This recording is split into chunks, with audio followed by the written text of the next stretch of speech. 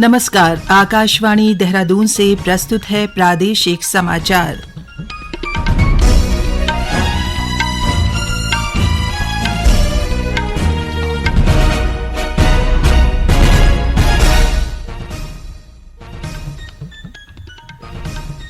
पहले मुख्य समाचार।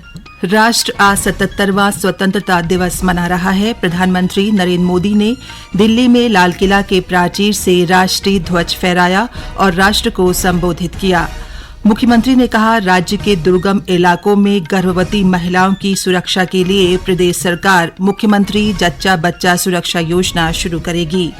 प्रदेश में एकल, निराश्रित और विधवा महिलाओं को आर्थिक रूप से सशक्त बनाने के लिए मुख्यमंत्री एकल महिला स्वरोजगार योजना शुरू की जाएगी।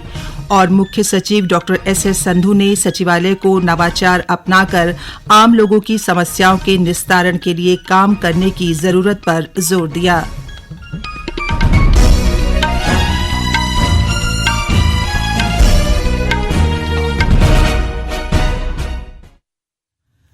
समाचारों के साथ मैं पंकज सनवाल खुलबे। अब समाचार विस्तार से। राष्ट्र आज 77वां स्वतंत्रता दिवस मना रहा है। प्रधानमंत्री नरेंद्र मोदी ने दिल्ली के लाल किला के प्राचीर से राष्ट्रीय ध्वज फहराया और राष्ट्र को संबोधित किया। प्रधानमंत्री नरेंद्र मोदी ने देश से भ्रष्टाचार, परिवारवाद और तुष्टीकरण के 3 पापों से छुटकारा पाने का आह्वान किया है। उन्होंने कहा कि निष्ठा, पारदर्शिता और निष्पक्षता को बढ़ावा देकर भारत को विकसित राष्ट्र बनाना हमारी सामूहिक जिम्मेदारी होनी चाहिए। भ्रष्टाचार, परिवारवाद, तुष्टीकरण, ये चुनौतियां हमारे ये ऐसी चीजें पनपी है जो हमारे देश के लोगों का जो आकांक्षा है उसका दमन करती है। हमारे देश के कुछ लोगों के पास जो छोटा मोटा सामर्थ्य है उसका शोषण करती है। ये ऐसी चीजें हैं जो हमारे लोगों की आशा आकांक्षाओं को सवाल या निशान में गाड़ देती है। श्री मोदी ने कहा कि जनसांख्यिकी, लोकतंत्र और विविधता की त्रिवेणी में भारत के प्रत्येक सपने को साकार करने की क्षमता है। उन्होंने कहा कि देश की प्रगति केवल बड़े शहरों से ही नहीं बल्कि टियर 2 के शहरों से भी होती है। उन्होंने युवाओं से कहा कि देश में उनके लिए अवसरों की कमी नहीं है। प्रधानमंत्री ने कहा कि दुनिया की हर रेटिंग एजेंसी भारत की सराहना कर रही है। प्रधानमंत्री ने कहा कि सरकार पारंपरिक कौशल को बढ़ावा देने के लिए 13 से 15 हजार करोड़ रुपए के आवंटन के साथ अगले महीने विश्वकर्मा योजना शुरू करेगी। प्रधानमंत्री ने घोषणा की कि जन औषधि केंद्रों की संख्या 10,000 से बढ़ाकर 25,000 की जाएगी। स्वतंत्रता दिवस के अवसर पर नई दिल्ली स्थित लाल किले में आयोजित कार्यक्रम में उत्तराखंड प्रवासियों के दल ने पारंपरिक वेशभूषा में प्रतिभाग किया। 45 सदस्यीय दल में शामिल सदस्यों ने कहा कि लाल किले में स्वतंत्रता दिवस के अवसर पर राज्य की ओर से प्रतिनिधित्व कर वे गौरवान्वित महसूस कर रहे हैं। गौरतलब है कि इस साल लाल किले में आयोजित स्वतंत्रता दिवस समारोह में सभी राज्यों के प्रवासी निवासियों के दलों को आमंत्रित किया गया था। प्रदेश में स्वतंत्रता दिवस धूमधाम के साथ मनाया गया। मुख्य कार्यक्रम का आयोजन देहरादून के परेड ग्राउंड में आयोजित किया गया। इस अवसर पर मुख्यमंत्री पुष्कर सिंह धामी ने ध्वजारोहण कर स्वाधीनता दिवस की सभी को शुभकामनाएं दी और राष्ट्रीय एकता की शपथ दिलाई। इस दौरान मुख्यमंत्री ने देश की आजादी और मां भारती की रक्षा के लिए अपना सर्वोच्च बलिदान देने वाले महानायकों का स्मरण किया। हमारे स्वतंत्रता संग्राम सेनानियों ने, वीर योद्धाओं ने देश की आजादी के लिए अपने को लगाया, अपने प्राणों का बलिदान दिया। इसीलिए हमको आज स्वतंत्रता मिली है और आज हमारे देश के यशस्वी प्रधानमंत्री मोदी जी के नेतृत्व में उन स्वतंत्रता संग्राम सेनानियों का, उन आंदोलनकारियों का, उन बलिदानियों का जो उन्होंने उस समय सपना देखा था कि आजाद भारत कैसा भारत होगा, आजाद भारत विश्व गुरु भारत होगा, सोने की चिड़िया भारत होगा, दुनिया का नेतृत्व करने वाला भारत होगा। आज उस दिशा में भारत तेजी से आगे बढ़ रहा है। उत्तराखंड के अंदर भी हम उन्हीं के निर्देशन में, मार्गदर्शन, उत्तराखंड को हिंदुस्तान का श्रेष्ठ राज्य बनाने के लिए काम कर रहे हैं।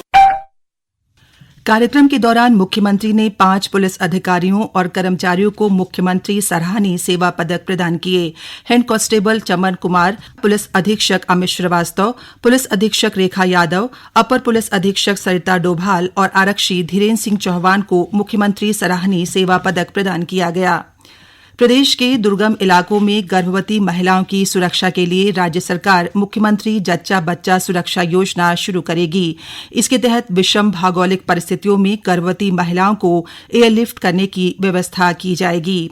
देहरादून में स्वतंत्रता दिवस के मौके पर आयोजित कार्यक्रम में मुख्यमंत्री पुष्कर सिंह धामी ने प्रदेश में आम लोगों तक समुचित सुविधाएं पहुंचाने के लिए विभिन्न घोषणाएं की।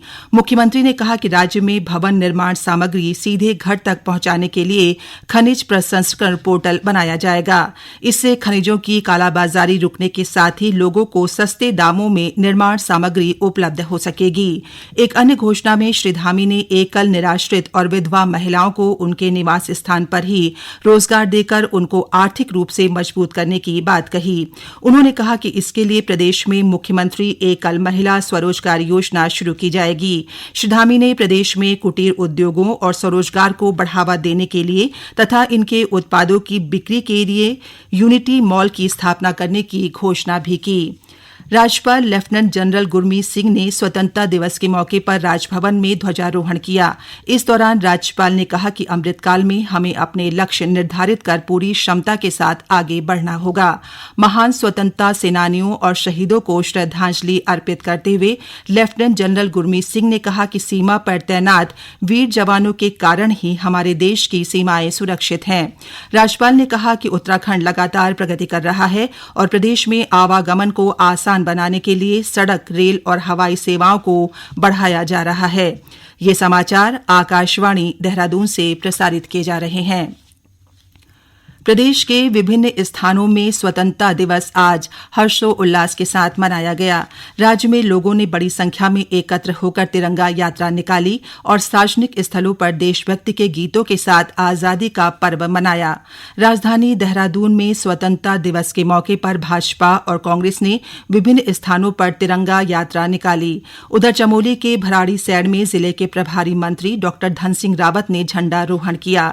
वहीं हरिद्वार जिले में जिला मुख्यालय, स्कूलों, सरकारी कार्यालयों सहित जिले के विभिन्न स्थानों पर स्वाधीनता दिवस धूमधाम से मनाया गया। स्कूली छात्रों ने प्रभात फेरियां निकाली। इस दौरान शहर भारत माता की जय और वंदे मातरम के उद्घोषों से गूंजता रहा। उधर उत्तरकाशी जिले में स्वतंत्रता दिवस के मौके पर विभिन्न कार्यक्रम आयोजित किए गए। इस दौरान जिले में आयोजित स्वच्छता कार्यक्रमों में बड़ी संख्या में लोगों ने हिस्सा लिया और साथ ही पौधारोपण कर प्रकृति संरक्षण का संदेश भी दिया। वहीं प्रदेश के उच्च हिमालयी क्षेत्र बद्रीनाथ और केदारनाथ धाम में भी ध्वजारोहण कर हर्षोल्लास के साथ स्वतंत्रता दिवस मनाया गया। उधर बागेश्वर जिले के ऐतिहासिक नुमाइश खेत मैदान में 77वां स्वाधीनता दिवस उत्साह के साथ मनाया गया। इस मौके पर जिलाधिकारी अनुराधा पाल ने ध्वजारोहण किया।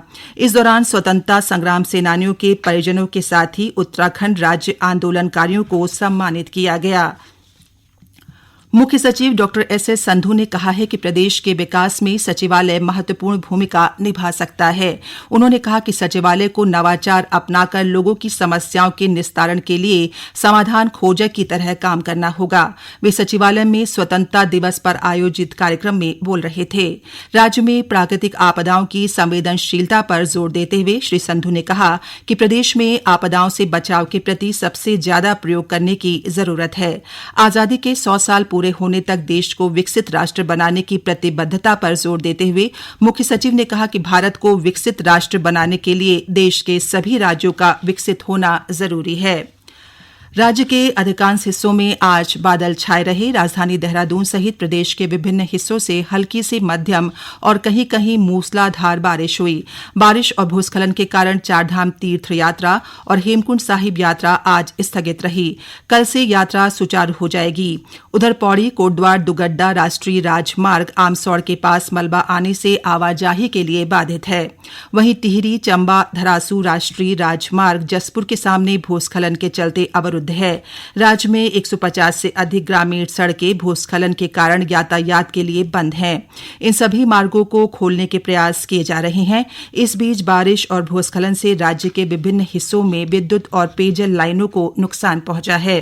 राज्य के पर्वतीय हिस्सों में कई स्थानों पर बिजली और पेयजल व्यवस्था बाधित है। इन सभी व्यवस्थाओं को दुरुस्त करने के प्रयास किए जा रहे हैं।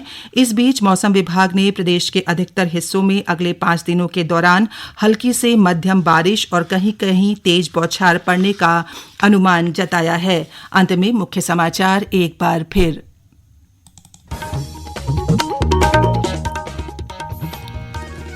राष्ट्र आज 77वां स्वतंत्रता दिवस मना रहा है। प्रधानमंत्री नरेंद्र मोदी ने दिल्ली में लाल किला के प्राचीर से राष्ट्रीय ध्वज फहराया और राष्ट्र को संबोधित किया। मुख्यमंत्री ने कहा, राज्य के दुर्गम इलाकों में गर्भवती महिलाओं की सुरक्षा के लिए प्रदेश सरकार मुख्यमंत्री जच्चा बच्चा सुरक्षा योजना शुरू करेगी।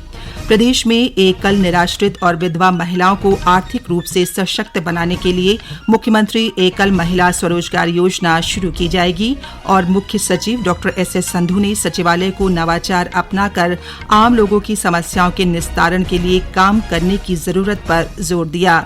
इसके साथ ही प्रादेशिक समाचार का ये बुलेटिन समाप्त हुआ। नमस्कार।